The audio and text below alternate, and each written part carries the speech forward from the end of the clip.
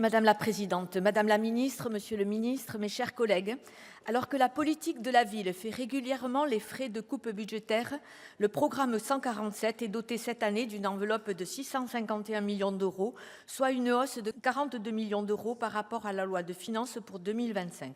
Cette progression tient exclusivement à la hausse de 66 millions d'euros du financement par l'État du nouveau programme national de rénovation urbaine. Cette hausse n'était pas seulement attendue, elle était devenue impérative après l'annulation des crédits en cours de gestion en 2024 et le faible montant versé en 2025. Pour rappel, seulement 50 millions avaient finalement été inscrits suite à notre mobilisation face au silence du texte initial. Cependant, nous ne pouvons pas nous contenter de ces 66 millions d'euros supplémentaires et mettre sous le tapis le retard accumulé par l'État dans le financement du NPNRU. À mi-parcours du programme, l'État n'a tenu, je le rappelle, que 13% de ses engagements financiers. L'an prochain, il faudra verser au moins 250 millions d'euros et augmenter drastiquement les crédits sur les dernières années du programme si nous ne voulons pas mettre en péril le rythme des opérations et donc les conditions de vie des habitants concernés.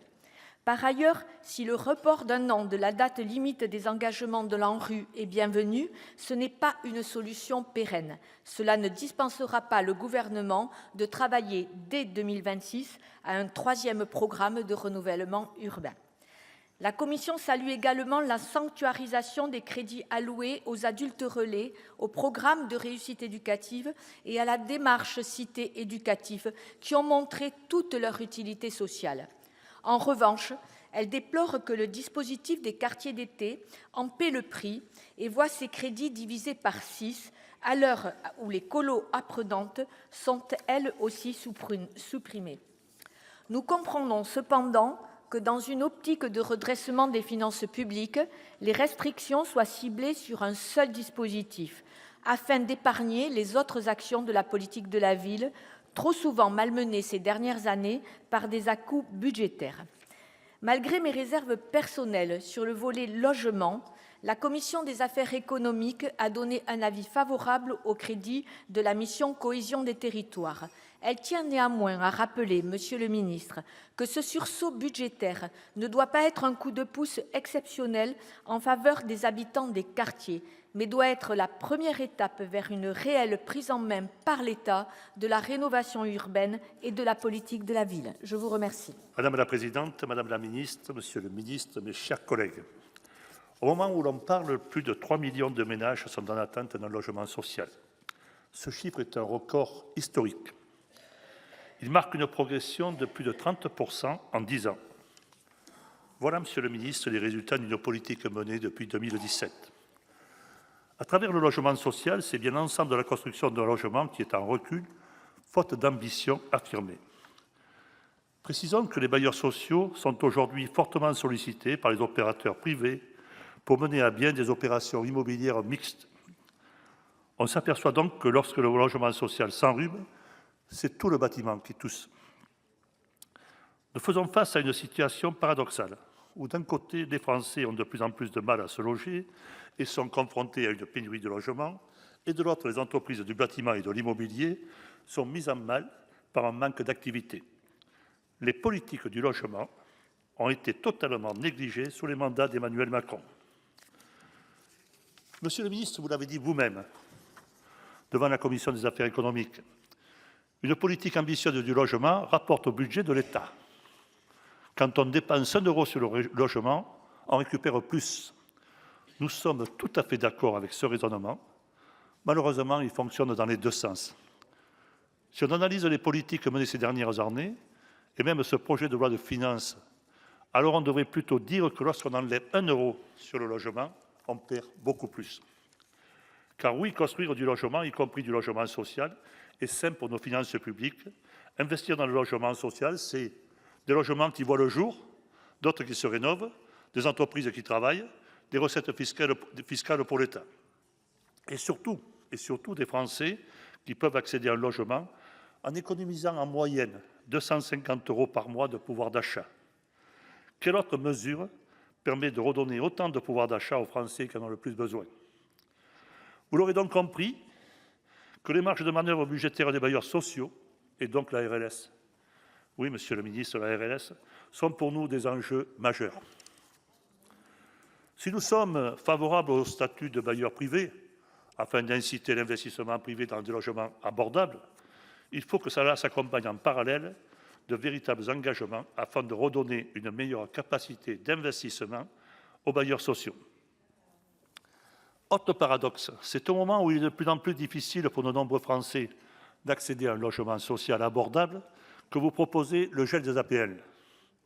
Nous sommes effectivement contre cette mesure, tout comme nous nous opposons à la suppression des APL pour les étudiants étrangers.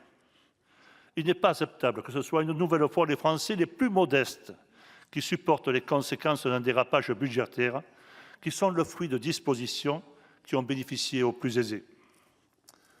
De la même manière, la baisse des crédits de l'ANA et du recentrage du dispositif MaPrimeRénov' apparaît comme un mauvais signal vis-à-vis de notre responsabilité envers les générations à venir.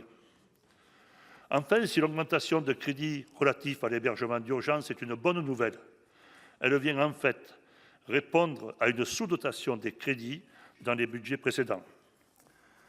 Elle demeure de plus insatisfaisante. Nous comptons aujourd'hui plus de 350 000 personnes sans domicile en France, soit une hausse de 150% depuis 2012.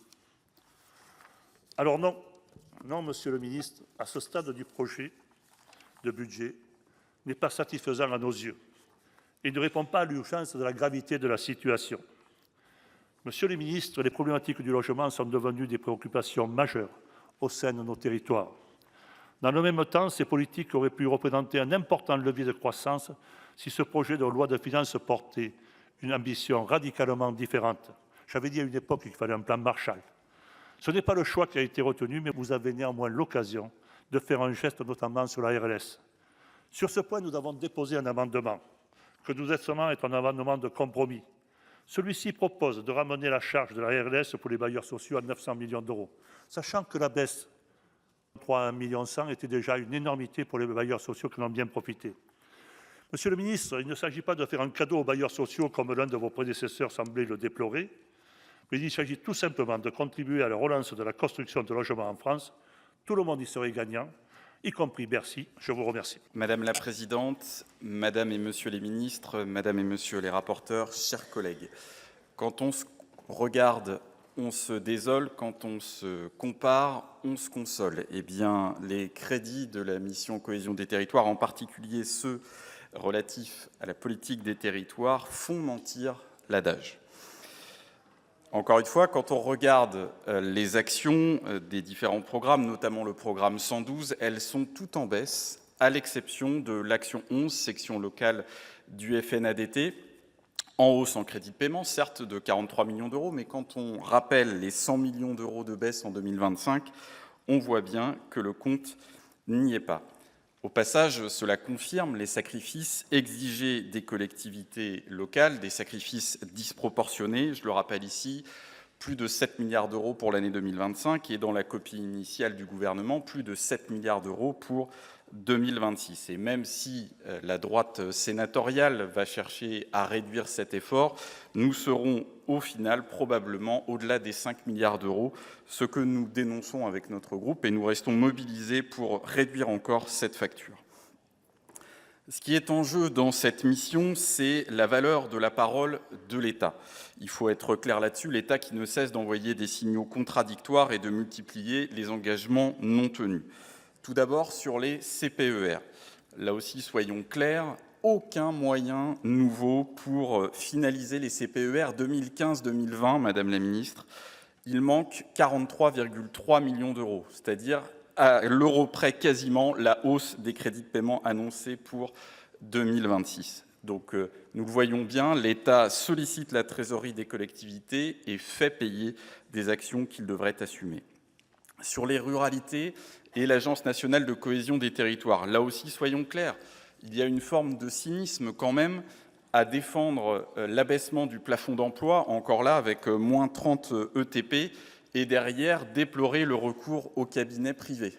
Mais comment peut-on faire autrement ? Comment peut-on faire autrement ? Et on voit bien que le bout de la logique, c'est demander la disparition de cette agence qui a fait la preuve de son utilité. Et là encore, faute de moyens, on ne peut que constater le recul du nombre de communes accompagnées, passé de 800 à 650.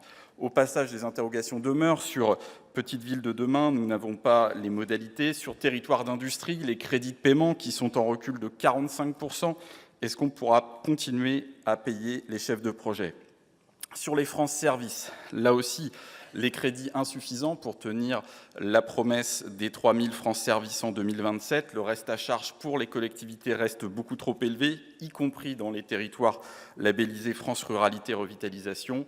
L'approche forfaitaire est aussi déplorée par de nombreux élus qui souhaitent s'engager davantage, là aussi pour pallier les défaillances de l'État. Sur les tiers-lieux, nous nous opposerons à l'extinction programmée, 700 000 €, moins 95% de crédits de paiement, et alors que la parole de l'État, là aussi, n'a pas été respectée, avec des crédits gelés en 2025, nous avions voté ici une rallonge, elle n'a pas été mise en œuvre. Sur le programme 162, là aussi, dans l'attente de l'action sur Mayotte, des moyens insuffisants pour la Guyane, pour les algues vertes, alors même qu'il s'agit d'un outil souple et performant, pour reprendre les mots du rapporteur. Et donc vous comprendrez, Madame la Ministre, même si ça n'est pas l'objet de cette mission, que sur le fonds d'investissement pour les territoires, avec tous ces éléments, nous soyons très dubitatifs et très vigilants, en l'occurrence opposés à cette fusion, parce que demain, l'État sera capable de réfléchir ses moyens à d'autres fins. Et donc, c'est le rôle du Sénat d'être aussi la vigie. Nos territoires, nos ruralités, qui sont une chance pour notre pays, méritent mieux que ces équilibres qui n'en sont pas. Et nous aurons à cœur, avec nos collègues, de proposer des amendements pour défendre nos territoires. Je vous remercie.